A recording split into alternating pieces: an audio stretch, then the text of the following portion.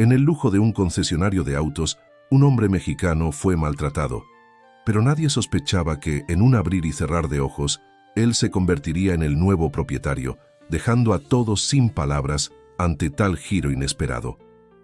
El día que descubrieron los huesos en la construcción del nuevo hotel de Oaxaca, Alejandro Torres estaba bebiendo su tercer café de la mañana. A sus 39 años, el empresario mexicano y arqueólogo aficionado se había acostumbrado a recibir llamadas urgentes que interrumpían su rutina diaria. Esta vez, sin embargo, algo era diferente. La voz temblorosa del capataz de obra al otro lado del teléfono le había erizado la piel. No son solo huesos, licenciado. Hay algo más. 30 minutos después, Alejandro contemplaba el descubrimiento con una mezcla de fascinación y desconcierto. Bajo el sol inclemente de la costa oaxaqueña, los trabajadores habían desenterrado no solo restos humanos, sino lo que parecía ser un antiguo códice mixteco, enterrado junto a ellos. Un hallazgo así, un manuscrito pictórico precolombino en tal estado de conservación, era prácticamente imposible. «Detengan toda la obra», ordenó, pasando una mano por su cabello entrecano mientras intentaba procesar lo que veía. Esto cambia todo. Lo que Emiliano no sabía era que aquel descubrimiento no solo transformaría su carrera profesional, sino que desenterraría secretos de su propia familia que llevaban generaciones ocultos bajo la tierra rojiza de Oaxaca. Secretos que conectaban de manera inexplicable a su abuela Remedios, la mujer que lo había criado y le había transmitido su pasión por la historia, con aquellos antiguos restos. El sitio arqueológico se convirtió rápidamente en un hervidero de actividad. Mientras los inversionistas del hotel presionaban para continuar con la construcción, Emiliano luchaba por proteger el hallazgo. A la sombra de una carpa improvisada, catalogaba meticulosamente cada fragmento del pasado que emergía de la tierra. «No podemos simplemente ignorar esto», explicaba por enésima vez a Robert Hayes, el representante de la constructora, un hombre de traje impecable y sonrisa comercial que contrastaba con el polvo y el calor del sitio. «Con todo respeto, doctor Ruiz, hay cientos de millones de pesos invertidos en este proyecto», replicó Javier limpiándose el sudor de la frente con un pañuelo de seda. «Entiendo la importancia histórica, pero quizás podríamos llegar a un acuerdo». Emiliano levantó la vista de los fragmentos que examinaba, sus ojos oscuros endureciéndose. «¿Me está sugiriendo que ignore la ley?» «Le estoy sugiriendo que sea práctico», respondió Javier, bajando la voz. «El gobierno nunca se enterará de todos los detalles. Podemos preservar las piezas principales, documentarlas y continuar la obra». Antes de que Emiliano pudiera responder, una voz femenina interrumpió la conversación. «Disculpen la intromisión, pero creo que deberían ver esto». Ambos hombres se volvieron hacia la joven que acababa de entrar. Carolina Méndez, de 28 años, era la asistente de Alejandro y una de las arqueólogas más prometedoras del instituto. Con su cabello negro recogido en una trenza y su rostro moteado por pequeñas pecas, sostenía entre sus manos enguantadas un fragmento del códice. «Los pigmentos sugieren que esto es mucho más antiguo de lo que pensábamos», dijo, colocando cuidadosamente el fragmento sobre la mesa de examen. «Y hay algo más. Fíjese en estos glifos, doctor».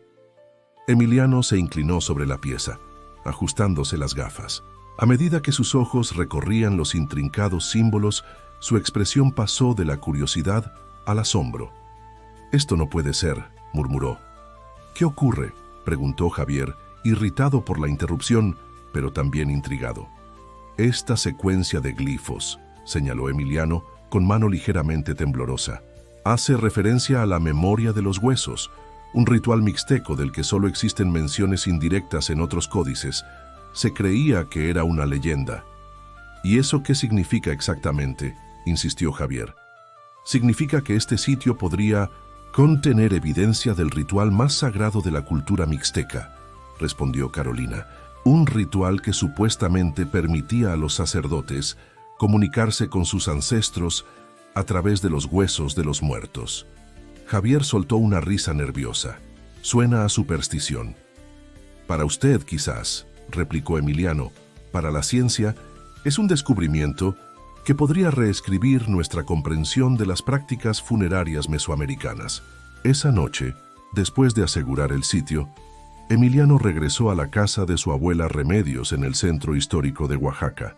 A sus 90 años, la anciana conservaba una lucidez envidiable y una memoria prodigiosa.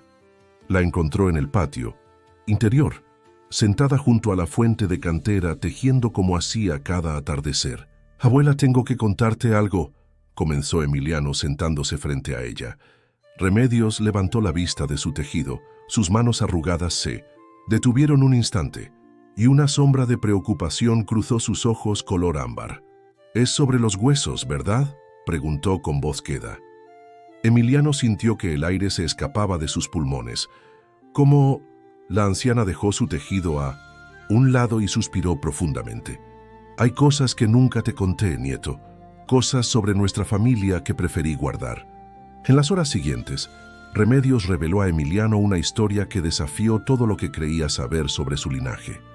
Su familia, explicó la anciana, descendía directamente de los guardianes del ritual de la memoria de los huesos. Durante siglos, habían protegido el secreto, pasándolo de generación en generación. «Tu abuelo y yo fuimos los últimos guardianes oficiales», confesó Remedios. «Cuando murió decidí que el secreto moriría conmigo. Los tiempos habían cambiado. El mundo ya no respeta lo sagrado». «¿Por qué nunca me lo dijiste?», preguntó Emiliano aturdido.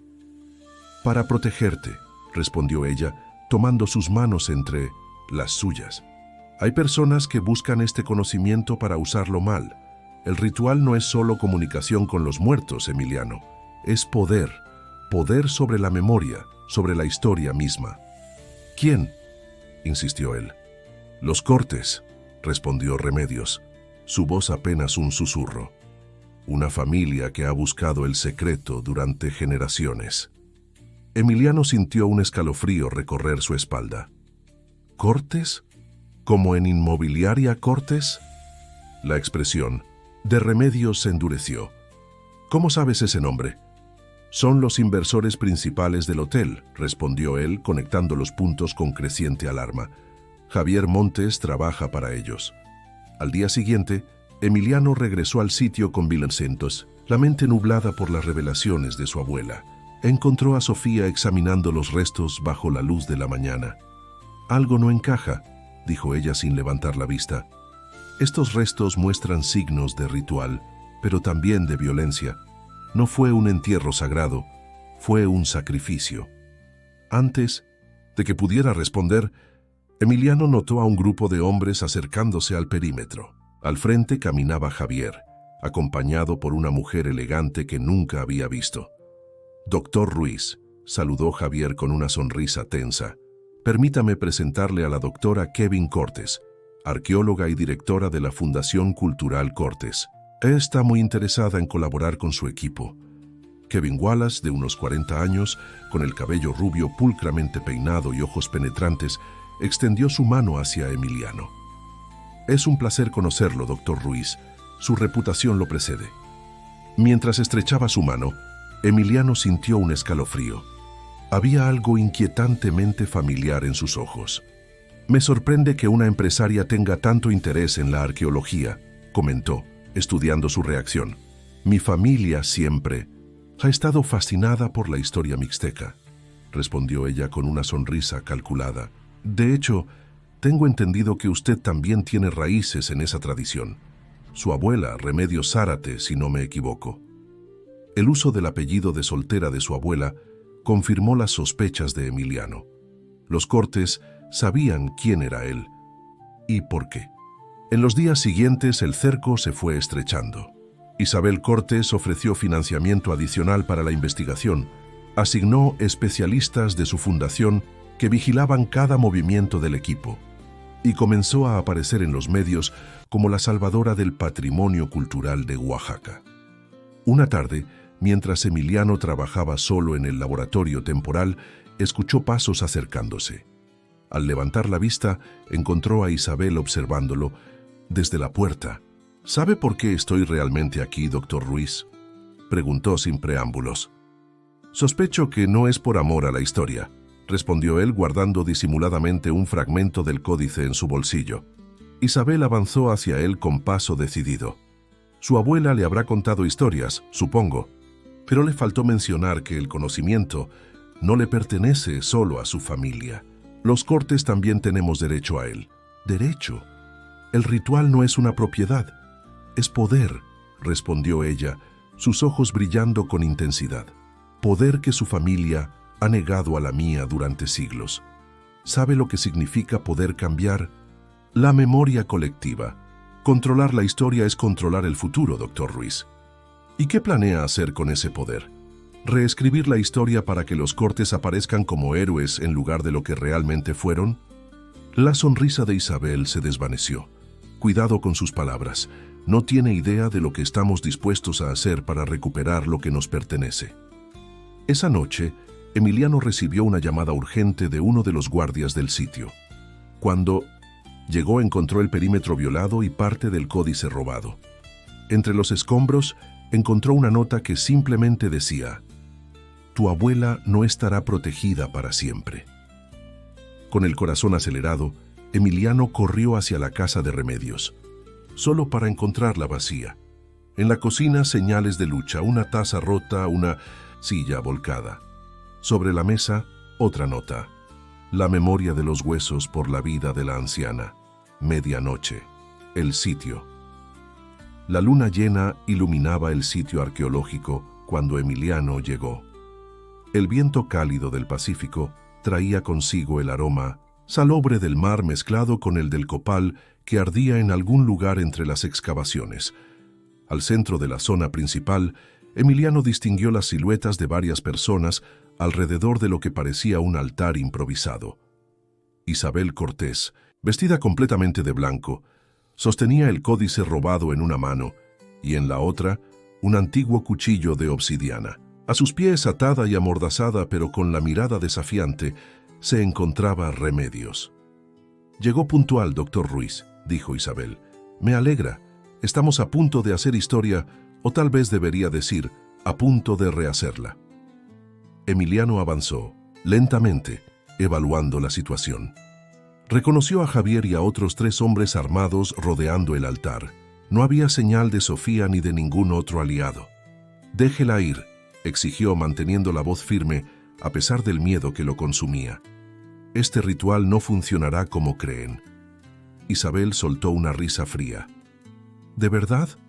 Sus propios estudios sobre el códice sugieren lo contrario. El ritual requiere sangre del último guardián y esa es ella», señaló a Remedios con un gesto del cuchillo. «El ritual no es lo que piensan», insistió Emiliano, dando otro paso adelante. «Lo he estado estudiando. La memoria de los huesos no se trata de controlar el pasado, sino de honrarlo, de aprender de él». «Semántica», desdeñó Isabel. «Una vez que tengamos acceso a los ancestros, podremos reescribir la narrativa familiar. Los Cortes finalmente ocuparán el lugar que merecen en la historia». Emiliano miró a su abuela, cuyos ojos le transmitían un mensaje silencioso pero claro. Tenía un plan. «Les falta una pieza», dijo Emiliano, sacando lentamente el fragmento del códice que había guardado. «Sin esto el ritual es inútil». Los ojos de Isabel brillaron con codicia. «Dámelo», ordenó extendiendo la mano. «Primero liberen a mi abuela». Tras un tenso silencio, Isabel asintió a uno de sus hombres, quien aflojó las ataduras de Remedios. La anciana, con dignidad sorprendente para sus años, se incorporó lentamente. «El códice», insistió Isabel. Emiliano avanzó con el fragmento en alto, como una ofrenda. Cuando estuvo a pocos pasos del altar, lo dejó caer deliberadamente. En el instante de distracción que siguió, Remedios actuó con una velocidad impresionante para su edad. De entre los pliegues de su rebozo, extrajo un puñado de polvo que arrojó al aire mientras pronunciaba palabras en mixteco. El polvo, mezclándose con el humo del copal, creó una nube densa que desorientó momentáneamente a Isabel y sus hombres. Emiliano aprovechó para tomar a su abuela del brazo y comenzar a retroceder. Pero Isabel, recuperándose rápidamente, se abalanzó sobre ellos con el cuchillo en alto. «No escaparán». Lo que sucedió a continuación desafió toda explicación racional. El suelo bajo el altar comenzó a temblar y un sonido profundo como un lamento ancestral emergió de las profundidades de la excavación. Los huesos expuestos empezaron a vibrar, mientras el códice en manos de Isabel comenzaba a desintegrarse. «¿Qué está pasando?», gritó Javier, retrocediendo aterrorizado. Remedios, con voz clara y potente, respondió: «Los ancestros protegen su memoria. El ritual no puede ser profanado». Isabel, aferrándose desesperadamente a los fragmentos del códice que se deshacían entre sus dedos, miró a Remedios con odio y desesperación. «Esto no ha terminado». «Sí, ha terminado», afirmó la anciana. «Como debió terminar hace generaciones, cuando tu familia traicionó a la mía y masacró a los guardianes originales para robar el conocimiento». Esta revelación pareció golpear a Isabel como un rayo. «¿Qué estás diciendo?». «Los huesos que encontraron no son cualquier ancestro», explicó Remedios, señalando la excavación. «Son las víctimas de la traición de tu familia. Y ahora, finalmente pueden descansar». El temblor se intensificó. Una grieta se abrió en el suelo, separando a Emiliano y Remedios de Isabel y sus hombres. El cuchillo de obsidiana cayó de las manos de Isabel al abismo que se había formado. «¡Vámonos!», gritó uno de los hombres corriendo hacia la salida. Los demás, incluido Javier, lo siguieron en pánico. Isabel, sin embargo, se mantuvo firme, mirando a Remedios con una mezcla de rabia y resignación. «Esto no cambia nada. La historia siempre pertenecerá a quienes tienen el poder de contarla». «Te equivocas», respondió Remedios. «La verdadera historia vive en los huesos, en la tierra, en la memoria colectiva. No puedes cambiarla, solo puedes aprender de ella». El suelo dejó de temblar tan repentinamente como había comenzado. El silencio que siguió fue profundo, casi sagrado. Isabel, derrotada pero no vencida, dio media vuelta y se alejó en la oscuridad. 3 meses después, el proyecto del hotel había sido cancelado.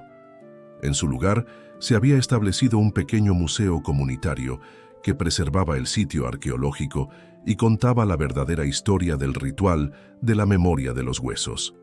Emiliano, ahora director del museo, guiaba personalmente a grupos de estudiantes y turistas, explicando la importancia cultural del hallazgo.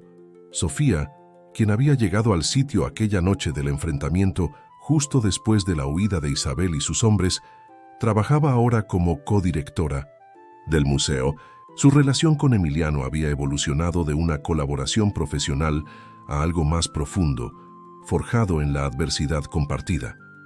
Una tarde, mientras cerraban el museo, Sofía encontró a Emiliano contemplando pensativo los huesos preservados tras una vitrina. «¿En qué piensas?», preguntó acercándose a él. «En cómo la verdad siempre encuentra su camino a la superficie», respondió él. «Literalmente, en este caso». Sofía sonrió, tomando su mano. «¿Has sabido algo más de Isabel Cortés?». «Según mis contactos, su fundación está siendo investigada por tráfico de artefactos arqueológicos. Parece que su imperio finalmente se está derrumbando». «¿Y Remedios? ¿Cómo está?». La expresión de Emiliano se suavizó. «Sorprendentemente bien. Dice que por primera vez en décadas siente que puede respirar libremente. El peso del secreto era una carga más pesada de lo que yo imaginaba».